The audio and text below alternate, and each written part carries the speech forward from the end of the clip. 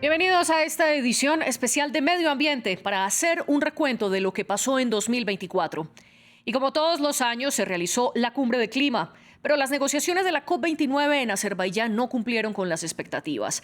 Allí renovaron la promesa financiera y pasaron de 100.000 a 300.000 millones de dólares anuales de aquí al 2035. Los países desarrollados deben tomar la iniciativa, pero los más vulnerables pedían mínimo 1,3 billones. Y mientras las discusiones no cesan, este año evidenció una vez más que los climas son más extremos y que se necesita adaptación. El 29 de octubre hubo lluvias extremas en la Comunidad Española de Valencia, provocadas por la depresión aislada en niveles altos, DANA, un fenómeno meteorológico en el que chocan aires muy fríos con cálidos, y el resultado son precipitaciones torrenciales. Las inundaciones dejaron más de 200 muertos y otros fallecidos en Castilla-La Mancha y Málaga. Pero ¿cómo ocurrió el desastre en Valencia? La principal causa fueron los altísimos niveles de agua en la Rambla del Pollo, que es un cauce que normalmente está seco y por donde corre la lluvia en ocasiones. La segunda razón fue el desbordamiento del río Magro, pero hablemos de la primera. En la Rambla se considera que es seguro cuando hay hasta 150 metros cúbicos por segundo, pero ese 29 de octubre se superó el nivel hasta llegar a casi los 2.300 metros cúbicos por segundo, según la Autoridad Hidrológica Valenciana. Esto es 15 veces más los niveles de agua que puede aguantar la Rambla. Esa fue la última medición de los niveles, porque el agua fue tanta que arrastró el único sensor que había. Y cuesta abajo, el desbordamiento de la Rambla afectó a poblaciones como Paiporta, que es donde más muertos hubo. Más al sur se temía que el embalse de Forata se rompiera, aunque finalmente resistió. Pero el río Magro, que lo nutre, sí se desbordó, arrastrando lodazal a su paso. Aunque la tragedia fue inmensa, el corazón de la ciudad de Valencia no tuvo el mismo impacto. En parte porque una megaobra de los años 60 para encauzar el río Turia la protegió. Les hablo de la obra Plan Sur, que se comenzó a construir precisamente por los estragos que dejó en 1957 otra riada, como se le llama a una crecida de un flujo de agua, aunque también sirvió como una barrera, ya que las aguas de otros cauces no pudieron desembocar en el río Turia. En 2006, un equipo de investigadores liderados por Félix Francés diseñaron un plan de adecuación ambiental para drenar las aguas de la cuenca del río Pollo, pero nunca se hizo. Esto hubiera ayudado parcialmente a enfrentar la DANA de este año. Así, la obra Plan Sur fue letal para otras localidades. Han trasladado el problema, ¿no? De alguna forma han protegido la ciudad de Valencia, pero han servido de barrera de contención para los municipios del sur, ¿no? Sobre todo pues, Paiporta, Benetúser, Alfafar, Massanassa, Catarroja, todos estos municipios de alguna forma han quedado atrapados en la barrera, la propia barrera de canalización del barranco, y que con el paso de varias autovías y autopistas de forma paralela, pues han generado un efecto pantalla que ha evitado que las zonas de drenaje no hayan desembocado a estos ámbitos. A esto se suma que las lluvias de octubre en Valencia superaron cualquier récord histórico. Incluso sobrepasó la extensión que se tenía delimitada desde hace 500 años para las zonas inundables, como nos explicaron desde la Fundación Valencia Clima y Energía. ¿Qué nos marca eso desde mi punto de vista? Pues que es necesario dejar de trabajar únicamente con datos históricos para este tipo de delimitaciones y funcionar con escenarios de cambio climático. Los datos históricos funcionan con unos registros de un clima que ya no es el que tenemos ahora ni es el que vamos a tener. Por eso Emilio defiende que hay que trabajar con base en datos del futuro, en previsiones esperadas teniendo en cuenta el cambio climático.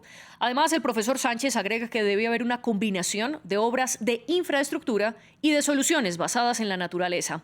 Parte de las primeras pueden ser represas construidas específicamente para retener agua en caso de inundación, a la par que se recuperen los bosques en ribera, en las cuencas medias y altas, para que no se acumule tanta agua en las poblaciones río abajo. ¿Puntualmente una solución basada en la ingeniería que puntualmente lamine las aguas? Sí.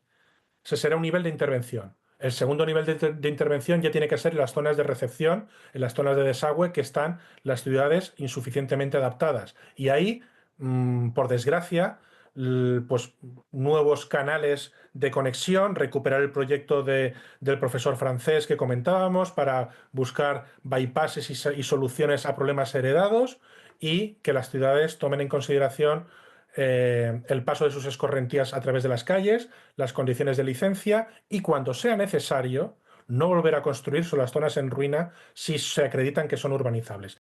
Soluciones basadas en la naturaleza. En ello también insisten desde la Fundación Valencia Clima y Energía. Todo lo que sea quitar asfalto de las ciudades, tener zonas naturales o tener zonas en las que introduzcamos diferentes variantes de sistemas urbanos de drenaje sostenible, como ya tenemos en la ciudad. Tenemos ya tanques de tormentas. En Valencia tenemos algún caso pequeñito de parques inundables, pero que también en otras ciudades españolas o en otros pueblos cada vez se van introduciendo más este tipo de prácticas. Y bueno, pues yo creo que es hacia lo que tenemos que ir.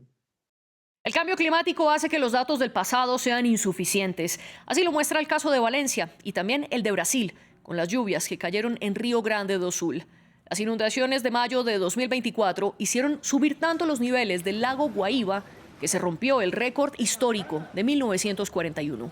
Ese año, el agua alcanzó los 4,7 metros de altura.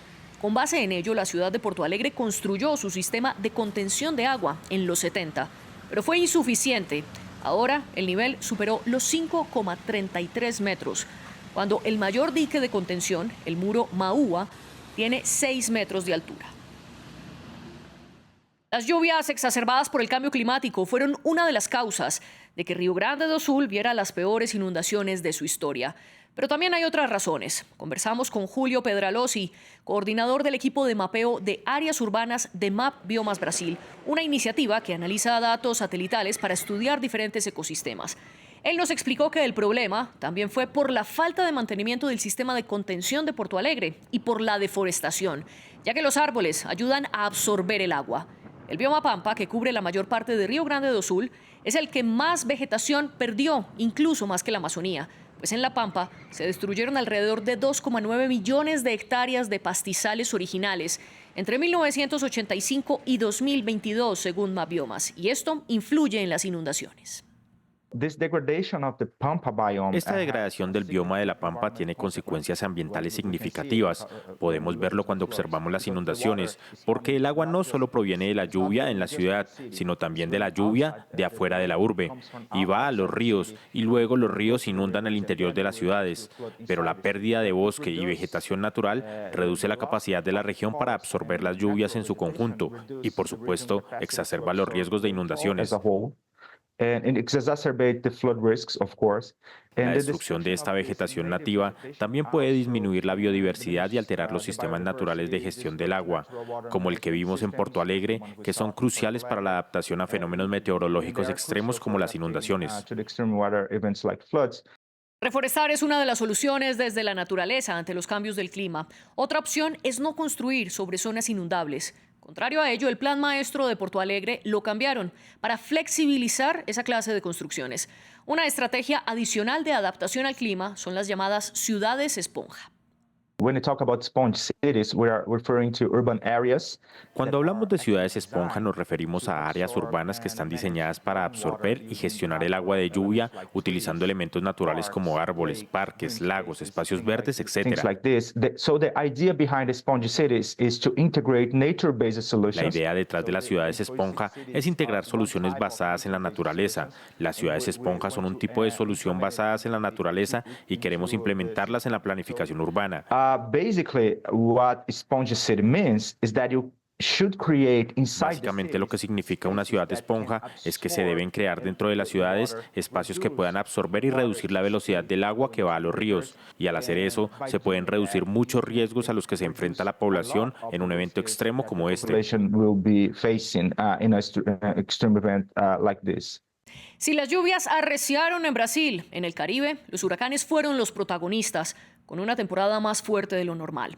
Habitualmente puede haber cerca de 14 tormentas en el Atlántico en un año, pero en 2024 pudo haber entre 17 y 24, según las estimaciones iniciales de la Oficina Nacional de Administración Oceánica y Atmosférica, NOAA por sus siglas en inglés. Este año además fue la primera vez que tan temprano en la temporada un ciclón alcanzó la máxima categoría 5. Se trató de Beryl, que golpeó como categoría 4 a Granada el 1 de julio y luego a Jamaica con la misma fuerza. En el Caribe dejó al menos 17 muertos antes de matar a una decena en Estados Unidos. Este país sufrió particularmente con Helene, el segundo huracán más mortal de su historia después de Katrina en 2005. Luego, en noviembre, el huracán Rafael afectó a Colombia, Panamá, Cuba y México. Pero antes de las lluvias, muchos países sufrieron con los incendios forestales. ¿Cómo se pueden adaptar las ciudades al fuego? Veamos. Chile tuvo menos incendios en la temporada de 2024 que en la de 2023, según la Corporación Nacional Forestal. Aún así vivió la que fue catalogada como la peor tragedia natural del país después del terremoto de 2010. Los fuegos en la región de Valparaíso dejaron 137 muertos y más de 8.600 hectáreas afectadas. A la falta de lluvia, las altas temperaturas y los fuertes vientos, se sumó el hacinamiento. La mayoría de las viviendas que se quemaron estaban dentro de la zona de cortafuegos, pensadas para dejar libres por su cercanía a los bosques. Y también hacían parte de las 2 de las últimas 4 tipologías de casas, es decir, construidas con materiales más combustibles y vulnerables. Corresponde justamente a asentamientos precarios, a viviendas con una materialidad muy débil, ¿ya? Y que es proclive a la combustión, es decir, al abastecimiento de oxígeno, que es el que le da la fuerza al fuego. La temporada de incendios también llegó al centro y al norte de Portugal a mediados de septiembre. La ola de fuegos en Grecia llegó luego de que el país tuviera su junio y su julio más cálidos desde que se tenga registro.